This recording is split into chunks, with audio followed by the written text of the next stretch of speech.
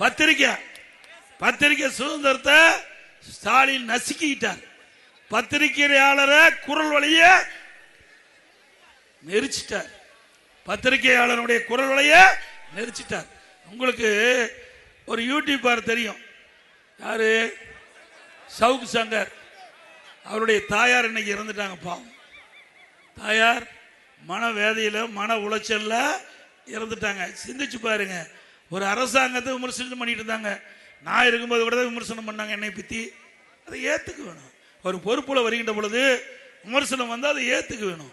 வேணுமென்றே திட்டமிட்டு சர்வாதிகார போக்கில் இந்த அரசாங்கம் நடந்த காலத்தால அவர் வீட்டில் கொண்டு போய் மலத்தை கொண்டு போய் கொட்டுறாங்க.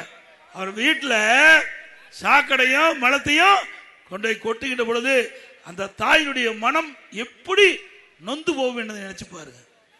நம்மளா சாதாரண குடும்பத்தை சேர்ந்தவர்கள், சிந்திக்க வேண்டும். ஒவ்வொருவரும் இந்த ஆட்சியில் நடைபெற்ற கொடுமைகள் சிந்திங்க. அந்த கொடுமைக்கு சரியான பாடம் கொடுப்பீங்களா?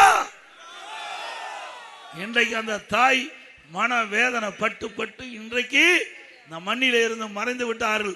இதற்கு காரணமானவர்கள் எதிர்காலத்தில் பதில் சொல்லியே ஆக வேண்டும்.